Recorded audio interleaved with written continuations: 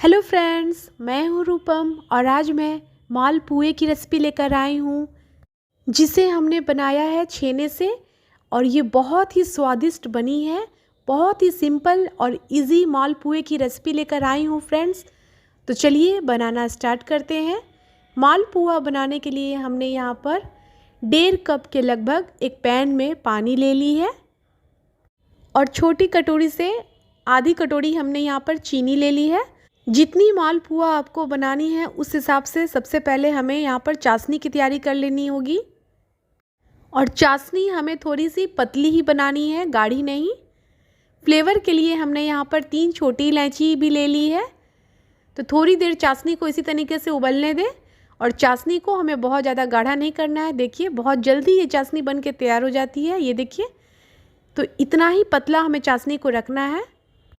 पुए बनाने के लिए सबसे पहले हमने यहाँ पर 2 छोटी कटोरी से मैदा ले ली है और सेम कटोरी के नाप से हमने यहाँ पर 1 कटोरी छेने को हमने घर में विनेगर से फाड़ा है। और फाड़ने के बाद इसे हमने अच्छे से धो लिया है, क्योंकि विनेगर जो है वो थोड़ी खट्टी होती है।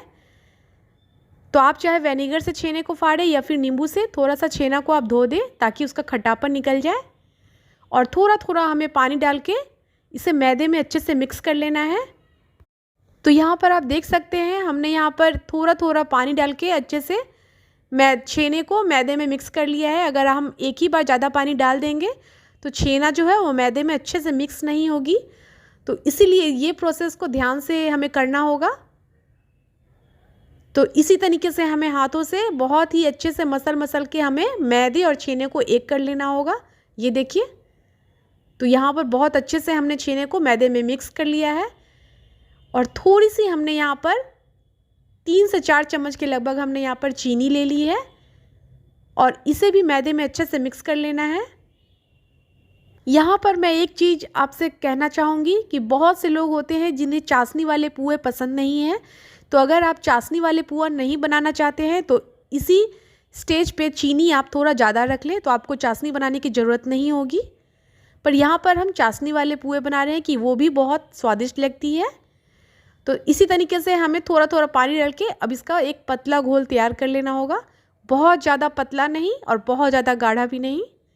तो इस तरीके से देखिए घोल हमारी तैयार हो गई है। और इस घोल को तैयार करने में हमें छोटी कटोरी से 2 कटोरी पानी लगी है। अब हम रखेंगे थोड़ी सी सौंफ का टेस्ट पुए में बहुत ही अच्छा आता है, तो इसे आप ज़रूर डालें और इसे अच्छे से मिक्स कर लेना है। घोल देखिए हमारी ना ज़्यादा गाढ़ी है और ना ज़्यादा पतली। देखिए जब हम घोल को नीचे डालते हैं तो नीचे किसी भी तरह की शेप नहीं बनती है। इस चीज़ को ध्यान से देखिए। तो इसी तरीके से आपको घोल को तैयार कर लेनी होगी। इस पुए की खास बात यह है कि इसे आपको घंटों भर फुलाने की ज़रूरत नहीं है। तो इसे सिंपली हमने इसी तरीके से ढक के अलग रख दिया है। अब यहाँ पर हम एक पैन में थोड़ी सी रिफाइन ऑयल लेंगे और जब तेल अच्छे से गर्म हो जाए तो हम थोड़ा सा घोल को डाल के पहले चेक करेंगे कि तेल हमारी अच्छे से गर्म हुई है या नहीं। तो यहाँ पर तेल जो है वो हमारी अच्छे से गर्म हो गई थी। देखिए डालते ही ये तेल में ऊपर आ गई। तो जब कभी भी आप पुए को फ्राई करें तो इस तरीके से एक बार ज़रूर चेक कर लें। तो अब हम डालेंगे दूसरी घोल। तो यहाँ पर देखिए हमने गैस का फ्लेम बिल्कुल लो कर दिया था और तब हमने डाला है दूसरी घोल को और थोड़ी देर में ही ये तले से ऊपर आ गई है। थोड़ी देर बाद हम इसे पलट लेंगे जब ये तले से ऊपर आ जाए और इसे हल्का सुनहरा गोल्डन ब्राउन होने देंगे। तो इसी तरीके से हमने इसे अलट पलट के हल्का सुनहरा गोल्डन ब्राउन कर लिया है। तो यहाँ पर देखिए एक पुए हमारी अच्छे से फ्राई हो गई है। इसके बाद हम इसे एक छन्नी की मदद से दबा के इसका जो ऑयल है वो थोड़ा सा हम निकाल देंगे। इसी तरीके से हमने यहाँ पर दूसरी घोल भी रखी है और देखिए थोड़ी देर में ही ये तले से ऊपर आ जाएगी। तो जब ये तले से ऊपर आ जाए तो फिर हमें अच्छे से पलट लेना है और दूसरी तरफ से भी इसे हल्का सुनहरा गोल्डन ब्राउन कर लें। इस पुए को फ्राई करने में आपको किसी भी तरह की कोई परेशानी नहीं होगी, क्योंकि ये जल्दी चिपकेगी भी नहीं। और शेप देखिए ये कितनी पतली बनी है और बहुत ही स्वादिष्ट लगेगी, बिल्कुल सॉफ्ट, क्योंकि हमने इसमें छेने का यूज़ किया है।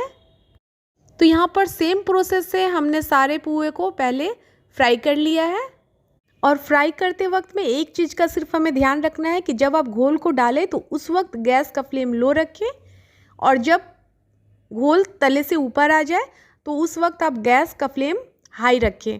तो इस तरीके से हमने सारे पुए को बहुत अच्छे से फ्राई कर लिया है। तो यहाँ पर सारे पुए को हमने फ्राई कर लिया है। अब हमने जो चाशनी बनाई थी उसे हम हल्का सा गर्म कर लेंगे, बहुत ज़्यादा गर्म नहीं करना है, हल्का ही गर्म किया है हमने। और जो पुए हमने फ्राई किए थे उसे एक एक करके चाशनी में अच्छे से अलट पलट के डुबो लेंगे, और इस तरीके से हल्का सा चाशनी का रस निकाल के इसे अलग प्लेट में निकालते जाएंगे। तो इसी तरीके से हमने एक पुए को निकाल लिया है। दूसरे पुए को भी हम चाशनी में इसी तरीके से डुबो लेंगे और अलट पलट लेंगे, और इसे चाशनी से निकाल लेंगे, इसे हल्का सा प्रेस करके। तो इसी तरीके से हमने सारे पुए को तैयार कर लिया है। वैसे तो मालपुआ बहुत तरीके से बनाई जाती है, बहुत से लोग खोआ बना के भी पुए में डालते हैं, पर ऐसा में हमारा समय थोड़ा ज़्यादा जाता है।